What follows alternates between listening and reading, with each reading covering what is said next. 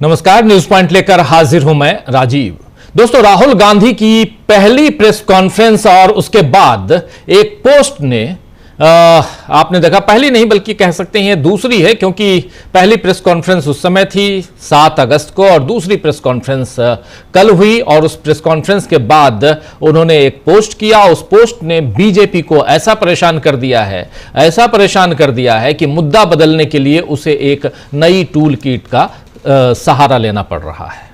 दरअसल कल की प्रेस कॉन्फ्रेंस में राहुल गांधी ने केवल आंकड़े और कागज का ढेर नहीं दिखाया, बल्कि जीते जागते लोगों को सबूत के तौर पर मंच पर खड़ा कर दिया था, जिन्होंने बता दिया कि किस तरह वोट काटने का खेल चल रहा है। और इसके बाद राहुल गांधी ने एक पोस्ट लिखी। उस पोस्ट में उन्होंने देश के युवाओं को आह्वान किया और उन्होंने कहा कि देश के जो युवा हैं, देश के जो स्टूडेंट्स हैं, देश के जो जेन जी हैं, ये पोस्ट देखिए। इस पोस्ट में राहुल गांधी लिख रहे हैं कि देश के युवा, देश के स्टूडेंट्स, देश के जेन जी संविधान को बचाएंगे, लोकतंत्र की रक्षा करेंगे और वोट चोरी को रोकेंगे। मैं उनके साथ हमेशा खड़ा हूं। जय हिंद।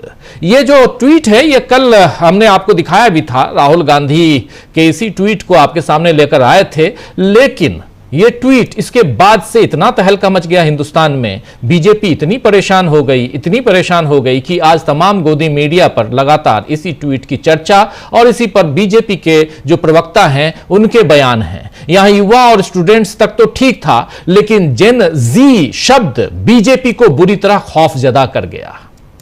असल में नेपाल का हालिया तख्ता पलट इसी जनरेशन के गुस्से के कारण हुआ था। इसके बाद से बीजेपी को अपनी करनी का फल मिलने का डर लग रहा है। हालांकि भारत के संविधान में इतनी ताकत है कि वो वोट के दम पर सत्ता बदलवा दे, लेकिन बीजेपी तो इस वोट चोरी के मुद्दे पर भी कांग्रेस का विरोध करने में लगी हुई है। अगर उसे वाकई लोकतंत्र की परवाह होती तो वो भी चुनाव आयोग पर लग रहे इल्जाम से चिंतित होती कि आखिर कहीं भी वोट जोड़ने और कहीं भी वोट काटने का खेल आखिर क्यों हो रहा है।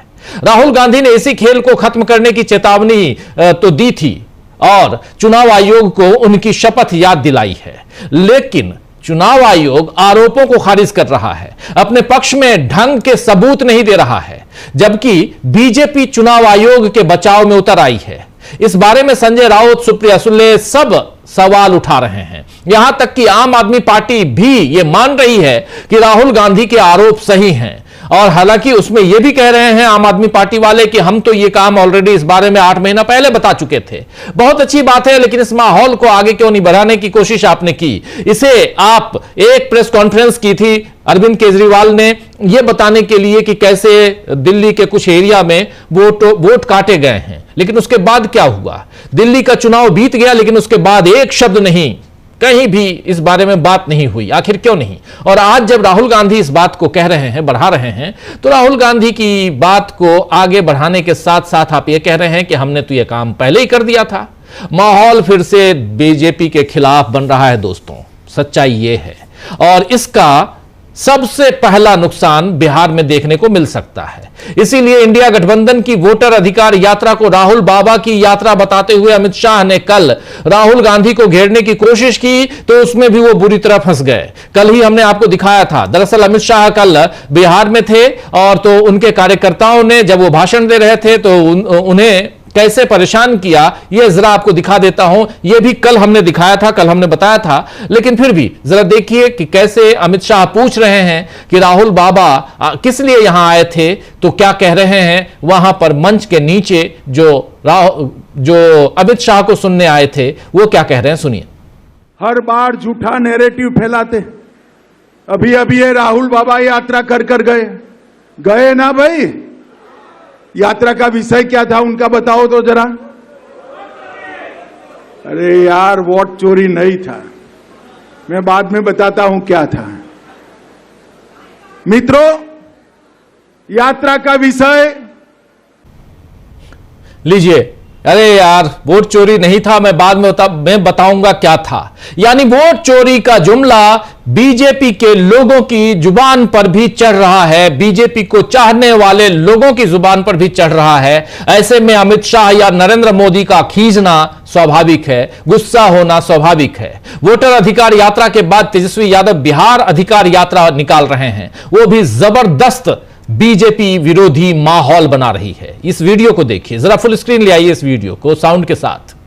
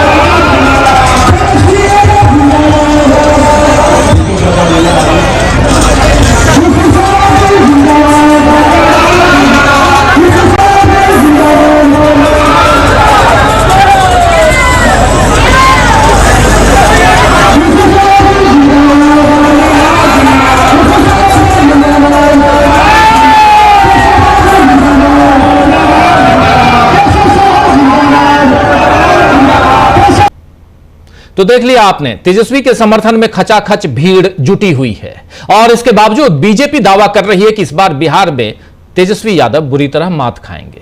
कम से कम इन तस्वीरों को देखकर, इस वीडियो को देखकर तो बीजेपी के दावे गलत लगते हैं दोस्तों। और इस बीच उधर राहुल गांधी घेर रहे हैं। राहुल गांधी ने आज एक और ट्वीट किया है, जरा उस ट्वीट को भी अगर ला सकते हैं स्क्रीन पर तो ले आइए। राहुल गांधी उस ट्वीट में क्या कुछ कहते हैं, और कल इस बारे में राहुल गांधी ने दरअसल जब वो खुलासा कर रहे थे, ये देखिए ट्वीट। सुबह 4 बजे उठो, 30 सेकंड में 2 वोटर मिटाओ, फिर सो जाओ, ऐसे भी हुई वोट चोरी। चुनाव का चौकीदार जागता रहा, चोरी देखता रहा, चोरों को बचाता रहा। वोट चोरी फैक्ट्री, ये जो है चुनाव का चौकीदार जागता रहा, वोट चोरी देखता रहा, चोरों को बचाता रहा। कौन है आखिर चुनाव का चौकीदार? चुनाव आयोग। वोट चोरी देखता रहा और चोरों को बचाता रहा। जरा सुन लेते हैं, बाइट भी इस पे सुनते हैं, सुनिए। नागराज जी, इन्होंने 2 एप्लीकेशन 36 सेकंड में फाइल कर दी और मजे की बात देखिए, ये 4 बजे सुबह उठ के फाइल कर रहे हैं। पता नहीं क्या हुआ, 4 बजे सुबह कहा कि भैया मैं 2 वोटर को डिलीट करूंगा, और कितने 36 सेकंड में डिलीट करके फिर सो गए। हमारी माइंड में पहले सवाल था कि क्या इलेक्शन कमीशन भी सो रहा है, मगर नहीं, सोया कोई नहीं है, जगे हुए हैं, सिस्टमैटिकली मदद हो रही है। तो हमारी नजर में पहले तो यह लगा कि इलेक्शन कमीशन भी सो रहा है, लेकिन सो नहीं रहा है, जग रहा है और सिस्टमेटिकली मदद कर रहा है। यानी जिसको चुनाव करवाना है, जिसको निष्पक्ष पारदर्शी चुनाव करवाना है, वो जगा हुआ तो है, सोया नहीं है, लेकिन जगकर मदद कर रहा है उन लोगों की। किनकी? जो लोग बाहर निकल के आ रहे हैं, राहुल गांधी के खिलाफ आवाज बुलंद कर रहे हैं, यानी बीजेपी के लोग। ये मान लिया जाए क्या? तो आइए दोस्तों, आज चर्चा करेंगे कि कैसे अपने खिलाफ बनते माहौल को किस तरह से, कैसे संभालेंगे मोदी और शाह, कैसे बीजेपी को घेर लिया है राहुल गांधी के इस खुलासे ने। कल भी इस पे हमने चर्चा की थी, इसको थोड़ा और आगे बढ़ाएंगे, और जेन जी की बात से क्यों खौफजदा है।